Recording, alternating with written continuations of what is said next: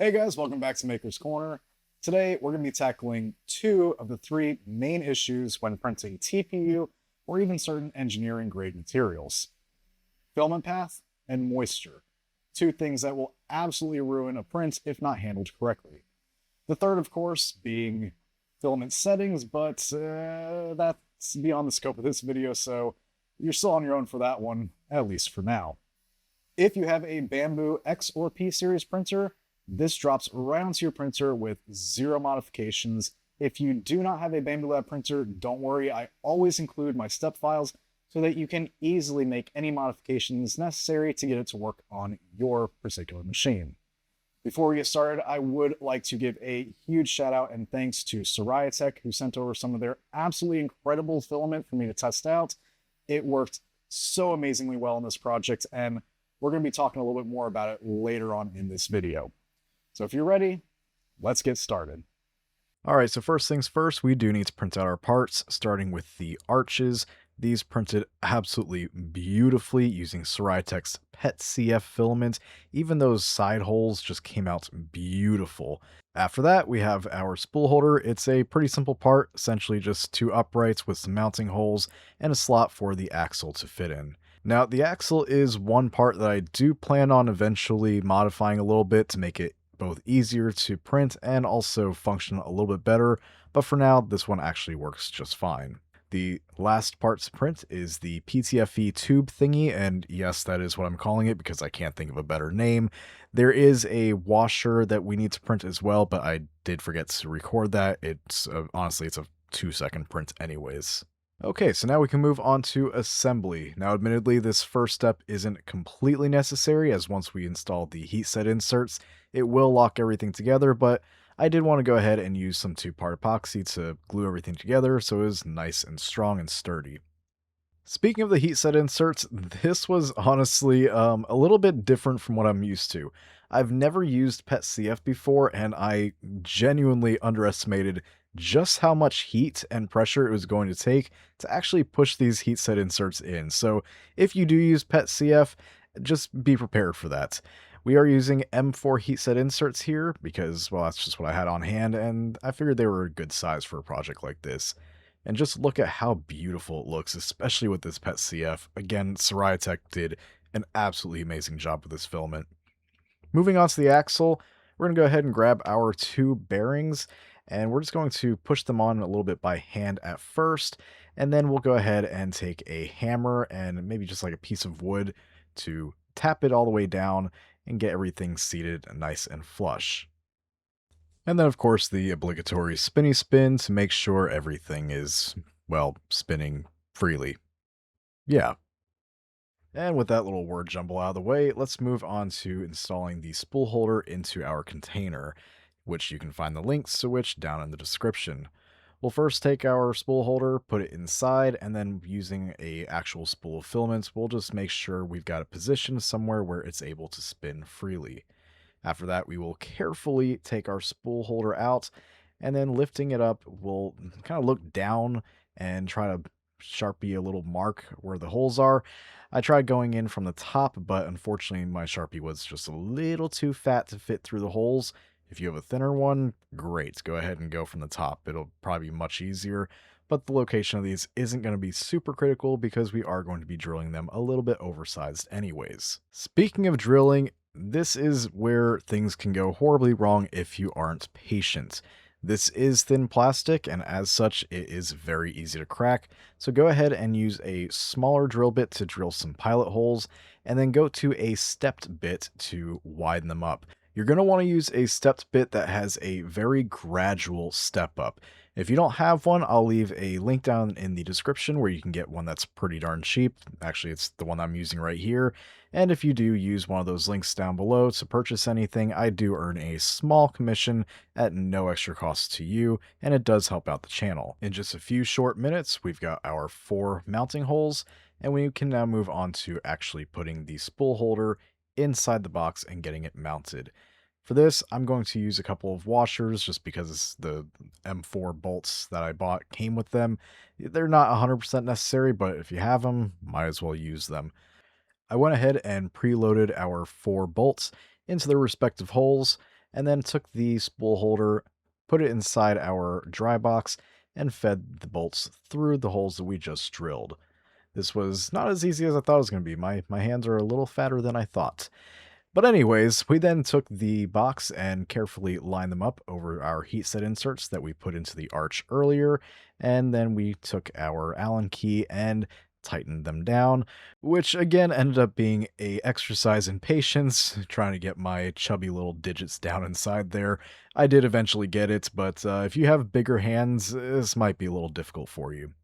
Next up, we're going to put our PTFE thingy in there, and some of you may have noticed that there was already a hole there. That was from an earlier prototype of it. I'm just doing this for illustrative purposes. I did the exact same thing where I put the PTFE thingy inside, marked the hole location, and then flipped it over to drill our hole, again using a smaller drill bit to drill our pilot hole, before moving on to a stepped bit to widen it up just barely big enough for our PTFE coupler to fit in. This is a great time to go ahead and grab that piece and check regularly to make sure you don't make it too big. Got the hole to the perfect size, so now we can take our PTFE coupler and our 3D printed washer. We'll go ahead and thread that through there. And then taking our PTFE tube thingy, we're going to put it in, and I'll start tightening it by hand, and then I'll go ahead and grab a pair of pliers to tighten it the rest of the way down. Now, one nice little tip that I could give you here to make things a little bit easier is to actually thread the PTFE coupler into this part before you put it in, and then take it off. That way it kind of cuts the threads already there for you, so when you go to actually put it in there, you're not having to put as much force. It just makes things a little less awkward. Okay, so I now took a small little piece of PTFE tube and shoved it into the PTFE thingy, and yes, I am trying to see how many times I can say PTFE thingy in one video. This was a little bit of a snug fit. Depending on your printer tolerances, you may need to use a pair of pliers to kind of help force it in there a little bit, but eventually it will go. Now we can go ahead and pour in some desiccant. I will probably be designing a little desiccant holder, so we're not just dumping it in here. That will be in the final upload once I put the files up on both MakerWorld and Printables. With our desiccant inside our enclosure to help keep our filament nice and dry, we can go ahead and grab our axle, put it through the center of a spool of filament, set it inside, and then here's where the magic happens. We take our filament, put it through the PTFE tube. It goes through the PTFE thingy and out the bottom, where you can go ahead and grab it a little bit to bring it the rest of the way through. And thankfully, due to that little bit of PTFE tube sticking out the top, even with my meaty, chunky little hands, I was actually able to easily get in there and push the filament through the tube. So now we can go ahead and disconnect the PTFE tube from our print head, and we'll take our dry box and set it on top. Don't forget to put the lid back on. I did forget that. We can now take our filament and feed it straight into our tool head. I'm going to go ahead and load this manually. I've got the temperature set to 250 just so it's nice and hot. And then we'll go ahead and manually extrude. And there we have it. We have filaments coming out, and we are fully loaded and ready to start printing. All right, so I know your time is valuable, so I'm going to keep this short and sweet, but I did want to talk just a little bit more about Siraya Tech. Their filament is absolutely incredible, and if you don't have a resin printer, then this brand might not be particularly familiar to you, but they make some of the absolute best resin in the game. I mean, they have zero competition in that space. No one comes close to them. So when I found out that they also made filaments, I knew I had to give it a try to see if their filament was as high quality as their resin, and I was not disappointed. They have a lot of really great options, mostly in the engineering type filaments, ASA, nylons. They even have this really cool glass fiber TPU, which I need to get a roll of because that stuff is awesome. It's a rigid material, but it's still made out of TPU, so you get the rigidity of like a PETG, but with the impact resistance of a TPU. It's an absolutely incredible material. I did get a chance to see it in person at Rocky Mountain Rep Festival, and just, my god, it's such a cool material. I need to get some of that, but make sure you guys go ahead and check out Siraya Tech. I'll leave some links down below.